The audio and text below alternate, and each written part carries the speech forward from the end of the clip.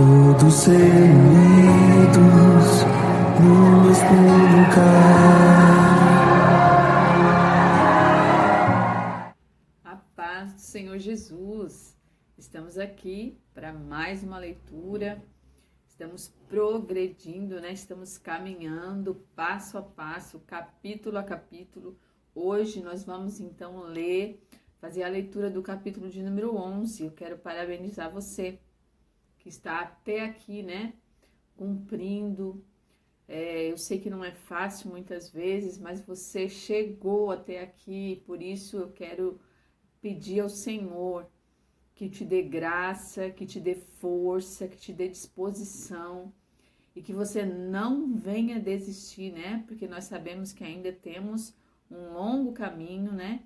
Atos tem 28 capítulos. Hoje nós estamos no capítulo de número 11, dando sequência à nossa leitura. E eu quero parabenizar você e dizer que você é vencedora, que chegou até aqui, né? Então nós vamos hoje meditar acerca do capítulo número 11 de Atos, né? Nós vimos algo muito extraordinário, né? Nós vimos Deus rompendo a barreira do preconceito no capítulo de número 10. Nós vimos que Pedro, ele teve uma visão, recebeu uma ordenança do Senhor. E agora no capítulo 11, a Bíblia vai dizer que logo, né? Isso que aconteceu com Pedro, esse fato que aconteceu, esse romper do Senhor, né? Isso que Deus tratou com Pedro, Pedro foi o exemplo, né? Para que esse exemplo chegasse aos demais, rompendo essa barreira, esse preconceito entre judeus e gregos. Isso que aconteceu de Pedro entrar na casa de Cornélio, né? Sentar com ele à mesa, permanecer lá com ele alguns dias, comendo, né? Ensinando. Essa notícia vai chegar aos judeus de Jerusalém. Essa notícia vai chegar aos ouvidos da igreja, né, dos judeus. E como eles têm esse preconceito ainda desde meninos, foram ensinados assim, né? Há algo a ser quebrado ainda, a ser trabalhado pelo Senhor ainda na vida deles. Então essa notícia chega e ela não é bem recebida pelos judeus, né? Então a Bíblia vai dizer... vai iniciar o capítulo de número 11 falando que essa notícia de que os gentios haviam recebido a palavra de Deus, ela não chega bem aos ouvidos dos judeus. E então o versículo de número 2 diz assim: mas Pedro voltou a Jerusalém, aos discípulos judeus o criticaram, dizendo: você entrou na casa de gentios e até comeu com eles. Então, quando Pedro está de volta agora a Jerusalém, né? Pedro está de volta à igreja de Jerusalém, e então a igreja não vai receber bem Pedro e a atitude, né? A decisão tomada por ele. Nós sabemos que nós já tínhamos falado que os judeus, eles não andavam, né, com os gentios, e até mesmo eles cortavam o caminho, cortavam volta, né, para não andar com eles. Os gentios eram tratados como cães, eram vistos como cães. Lembram da mulher cananeia, lá do livro de Mateus, capítulo 15, que Jesus vai dizer para ela: não é bom juntar o pão, tomar o pão e dar aos cachorrinhos, né? A mulher cananeia é uma gentia. Então lá Jesus já estava ensinando, né, a respeito do que ia acontecer. Então os gentios, eles eram considerados pelos judeus como cães. Eles tinham um preconceito, né, que nasceu, eles foram ensinados dessa forma. E muitas vezes a renúncia, né, ela é difícil nas nossas vidas. Há muitas raízes dentro de nós que, quando nós conhecemos o Evangelho, precisam ser tratadas, precisam ser deixadas. Nós sabemos que aqueles que não nasceram em lares cristãos e que não foram ensinados desde criança acerca da palavra do Senhor, no caminho do Senhor, no decorrer da sua vida, muitas vezes adulta, quando se converte, muitas coisas precisam ser tratadas, muitas coisas enraizadas, né, em nós, na nossa herança precisa ser renunciada. E essa renúncia não é fácil. Então, esses judeus que tinham esse ensinamento, eles não recebem muito, né? Não recebem nada bem essa notícia de que Pedro ficou muitos dias na casa de um gentil. Eles estão acusando Pedro de ter desobedecido a lei. Eles estão acusando Pedro de ter quebrado a lei mosaica, né? Porque a lei não dava essa legalidade, né, de entrar e comer na casa dos gentios. Então agora Pedro vai discursar a respeito do que aconteceu.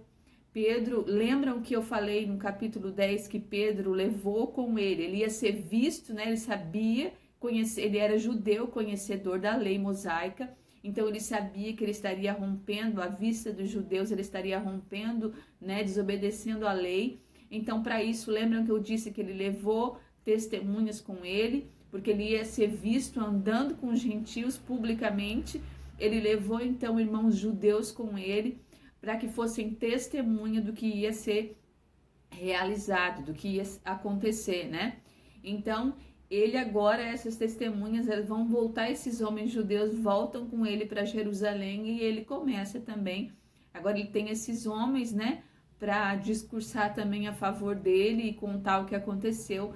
E ele vai começar a contar, né? Ele vai começar a dividir com a igreja aquilo que aconteceu, contando desde o versículo número 4 até o versículo de número 15, o que aconteceu. Ele vai falar a respeito da visão que ele teve, né, na casa do curtidor, de Simão Curtidor. Ele vai falar a respeito da visão que ele teve quando foi orar, e Deus mostrou a ele, né, descendo num lençol, vários animais e répteis. Ele vai explicar, e Lucas vai descrever novamente, né, o discurso de Pedro aqui vai descrever novamente tudo que aconteceu no capítulo 10, contando como foi a visão dele e contando também o que aconteceu na vida de Cornélio, e o que Deus falou para ele, mandou os mensageiros buscarem Pedro na cidade de Jope.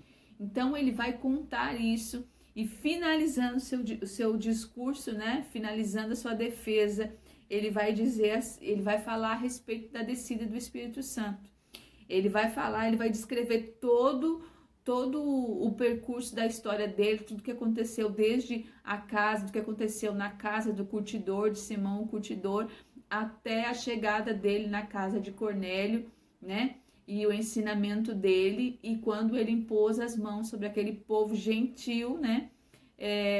Tratado como imundo pelos judeus, mas que Deus desceu sobre eles o Espírito Santo, assim como desceu sobre os judeus em Atos 2, né? A descida do Espírito Santo sobre a vida dos gentios. Então, Pedro vai se defender falando, se justificando com a verdade, né? Que foi Deus que mandou ele realizar o que ele realizou. E aí ele finaliza o versículo 17 com a seguinte descrição: e uma vez que Deus deu a esses gentios a mesma dádiva que concedeu a nós quando cremos no Senhor Jesus, quem era eu para me opor a Deus? Então ele vai dizer, tudo que eu fiz amando de Deus.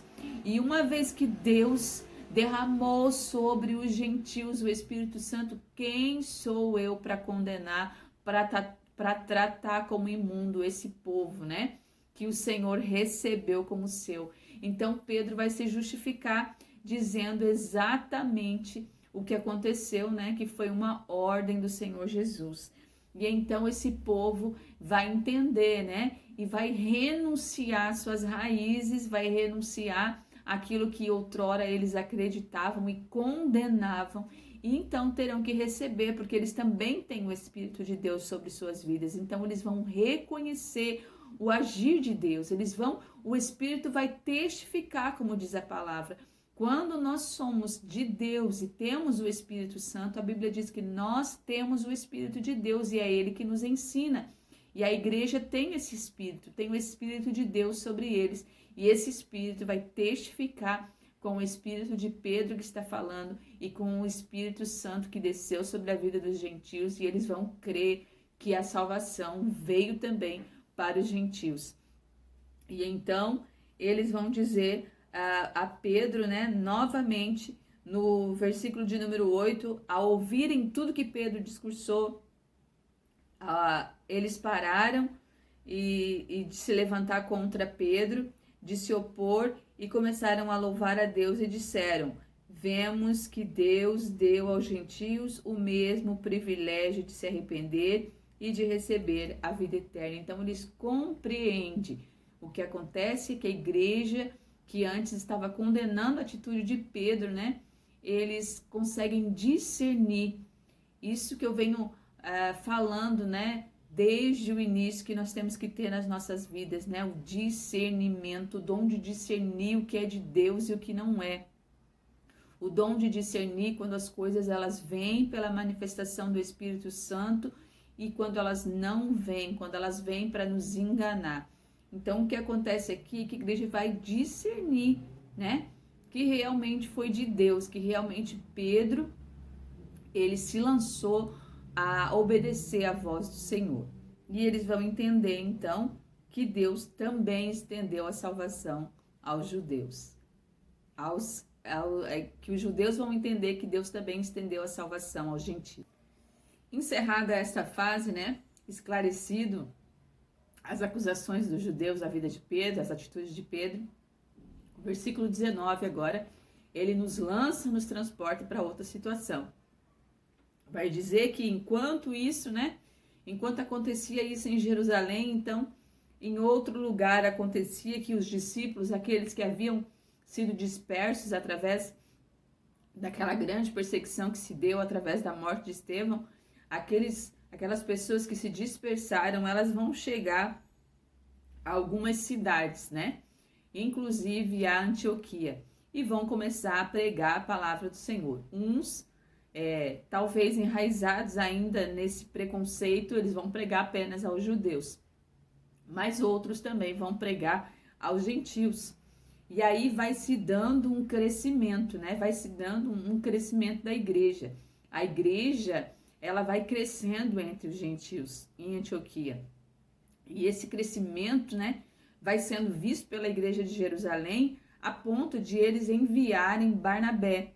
Barnabé vai ser enviado pela igreja de Jerusalém para a cidade de Antioquia, para guiar esses novos convertidos, né, para ensinar esses novos convertidos. Barnabé é aquele que nós vimos no capítulo 9, que quando os discípulos estavam temerosos, ainda com medo de Paulo não ter sido convertido de verdade, é ele que leva Paulo até a presença dos discípulos, né? Que nós vimos lá no capítulo 9 de Atos dos Apóstolos. É o mesmo Barnabé.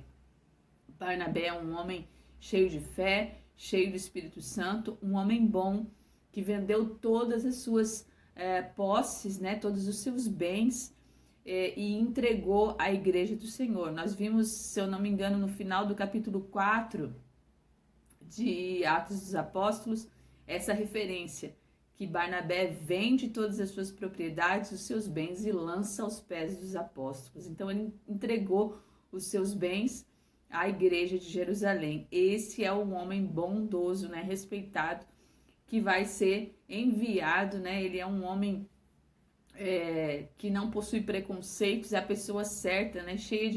Sabe discernir, ele tem discernimento, tanto que ele consegue compreender a conversão de Paulo, ele tem discernimento de Deus, e ele vai ser a pessoa certa para ser enviado aos gregos, né? Para estar no meio dos gregos e pregar a palavra do Senhor e ensinar eles naquilo que for necessário. Então, esse Barnabé, ele é enviado a Antioquia para permanecer lá, e mais uma vez ele vai mostrar que é um homem cheio do Espírito Santo, um homem de discernimento, e ele vai trazer Paulo para junto dele em Antioquia. Vai trazer Paulo, o apóstolo Paulo, para permanecer ali com ele, ensinando, né? Guiando aqueles novos convertidos, né? Então a gente consegue entender assim o quão importante é o ensinamento. Esses homens vão permanecer ali, Barnabé e Paulo vão permanecer em Antioquia durante um ano, ensinando esses novos convertidos. Muitas coisas, né? Eles creram, a primeira fé foi estabelecida no coração deles. Agora eles precisam ser instruídos a muitas coisas, né? eles precisam ser instruídos na palavra, precisam ser instruídos na oração, precisam ser instruídos na comunhão. Então isso vai levar algum tempo, então eles precisam, enquanto estão aprendendo a andar, né? Paulo e Barnabé vão permanecer com eles ali durante 1 ano, ensinando esse povo acerca da palavra do Senhor. E a Bíblia vai dizer que durante esta permanência de Paulo e Barnabé ali, alguns profetas também visitam, vêm de Jerusalém até a cidade de Antioquia, passam por ali, mas Lucas faz referência a um profeta chamado Ágabo, né? Ágabo chega à cidade de Antioquia e profetiza, né, da parte do Espírito Santo, um tempo de fome, um tempo onde a fome vai assolar Roma. Então Ágabo chega ali falando, né, profetizando, né? Os profetas eram uma classe da igreja daquele tempo. Existiam os profetas, eram eles que falavam acerca do futuro, né? Pela boca de Deus, eles revelavam o futuro. Então Ágabo chega ali dizendo que Deus revelou que da parte do Espírito Santo Roma ia passar um período de fome, né? E Lucas deixa registrado ali esse período, dizendo que foi o período entre o reinado de Cláudio.